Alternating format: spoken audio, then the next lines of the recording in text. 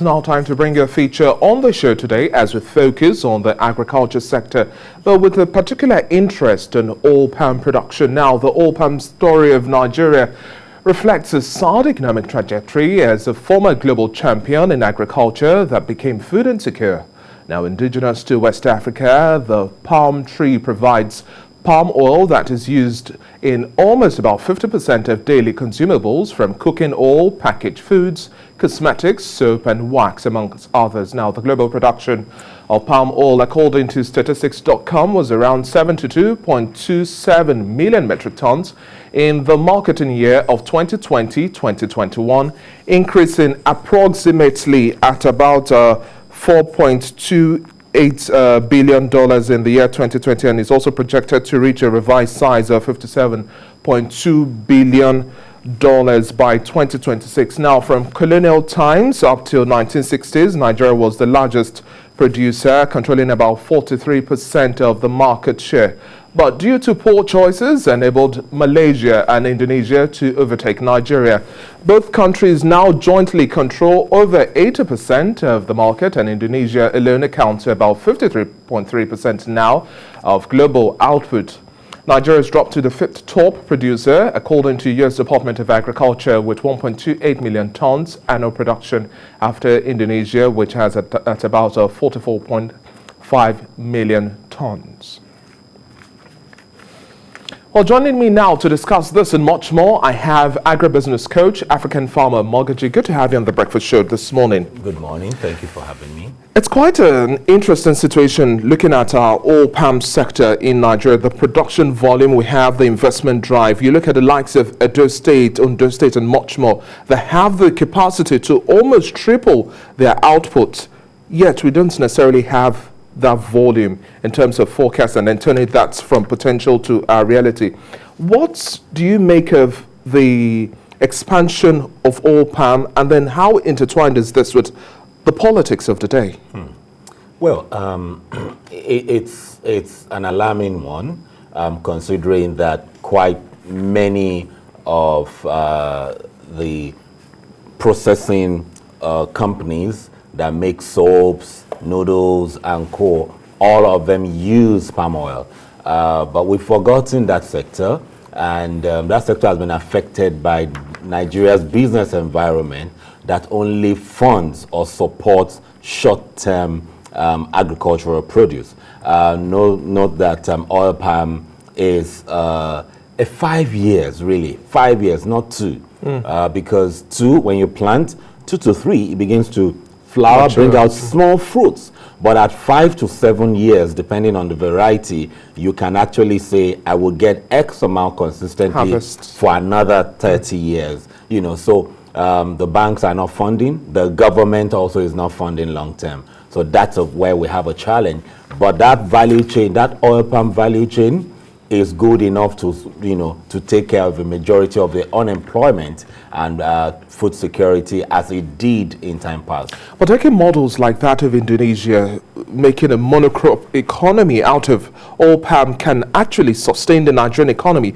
Just that independent commodity, because looking at the prices on the commodity index on the global scale, it's performing quite appreciably. But let's take a cue from now the National Palm Produce Association of Nigeria and its call to the National Assembly earlier in recent past now, expressing its concern that the oil palm industry is without standards. What do you think they mean by that? Well, you can do whatever you want to do. Any grade, any quality, no tax force, because you see, there must be standards. Let's even look at what worked in Nigeria. When we had palm oil as core export products, we had standards, we had quality. There was a standard you could produce, even though there was no core structure, but there was a system that ensured that at grassroots up, but right now it's open to everybody and anybody.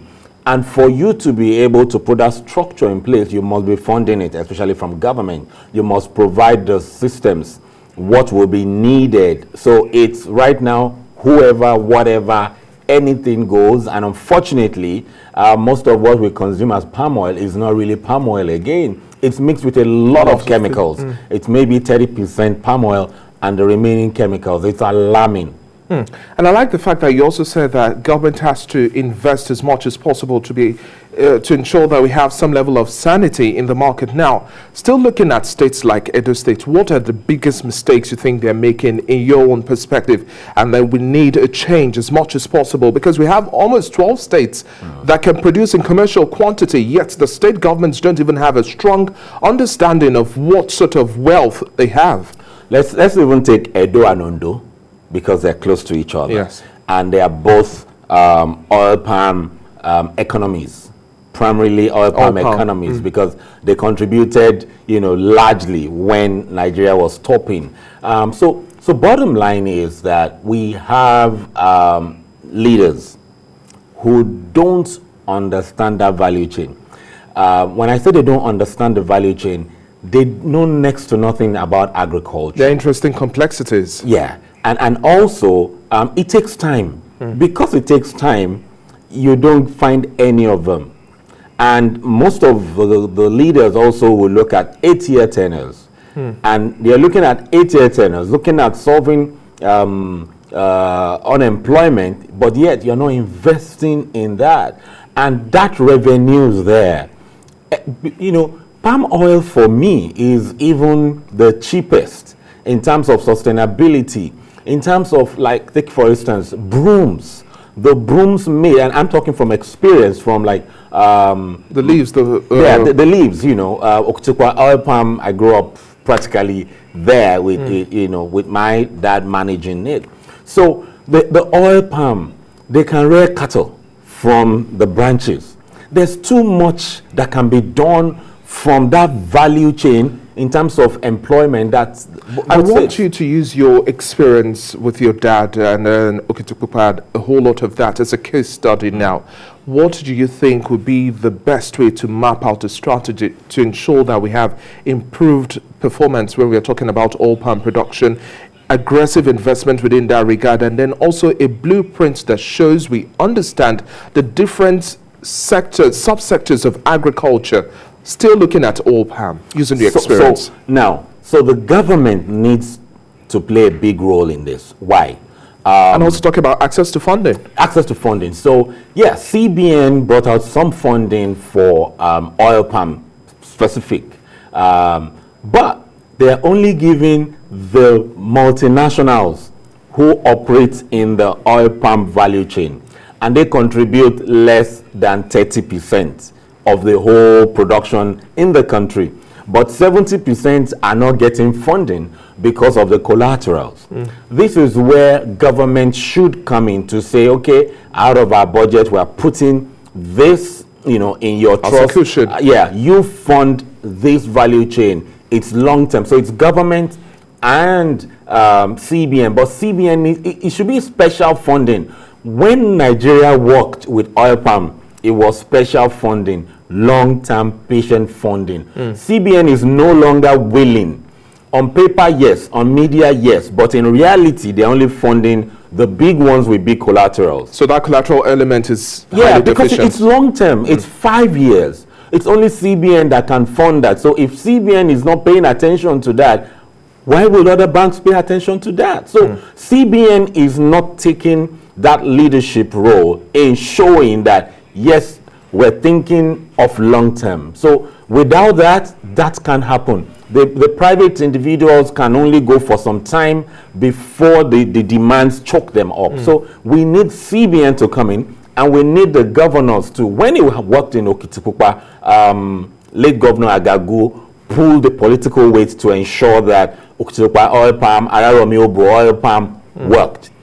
He was visiting. He had delegates visiting, and put people there who could manage and turn around the thing. Okitipupa, for instance, when we took over, it was less than 100,000 naira in the account. In a space of 3 months, it moved 5 million, 10 million, 25 million on a monthly basis, just by turning it around. And these are old trees. We still have old trees. We can still turn around what we have. So bottom line, there's a lot of value chain in there, but government and CBN needs to pay attention before the private sector, the banks, can come into fund. And now let's also look at the processing value chain too. That's also a very integral part of this sector now. How then do we now begin to also look at advanced ways of processing and much more, looking at that, taking cues from the likes of Indonesia and other countries who are also on the path of becoming developing to developed economies? So first thing is, Malaysia did it before Indonesia. It was the investors in Malaysia that moved from Malaysia when Malaysia was choked for investment, that moved to Indonesia. So they are blueprints. So it's contextually different. How do we model that to Nigeria's? One is the political will. First, political will. Now, to move oil palm again now, unlike in those days that you could get contiguous lands and co, you get contiguous lands now with the youths, and they know that 20 years down the line, when the reality dawns on them that there's no land, their fathers have sold the lands, they begin to have issues. Some will say they do what is called oro, which is traditional, I don't know what you call that. These are traditional rights. So they hamper some of those companies by saying we're going to do the traditional rights for over 100 days. It's just a ploy to be able to disrupt activities because there's no farmlands for them. But in Malaysia, what government did was to, mediate where the land still belonged to the people, but the investors, invested in all the value chains. So it was a collaborative thing. It's partnership. You still keep your land, we'll develop it for a number of years, So as long as the investors are there, the landowners don't need to be threatened. So that is one thing. We need to look at ways to, give the investors that opportunity to say, hey, you don't have to buy land. The community brings the land, you bring the funding, and it's a 50-year or 40-year conversation. So this is crucial. The models must change. What used to work, will not work again because the times have changed. But are the rural people willing? Yes. We're talking about discouraging rural-urban migration. Oil palm is a project that will discourage that, but the demand is high. So they will stay back once they know they are earning money. So it's unique. It's one of the products that we can take advantage of, but the funding also, it's not there, and the political will, it's not there at all. Funding and the political will are necessary elements to ensure that we have an improved oil palm production level and also see that we also have our footing back on the global competition space. Thank you very much for your time on the Breakfast Show this morning. It's been a pleasure speaking with you, African farmer Mogaji. We hope government is listening. Thank you. I'm sure they're listening.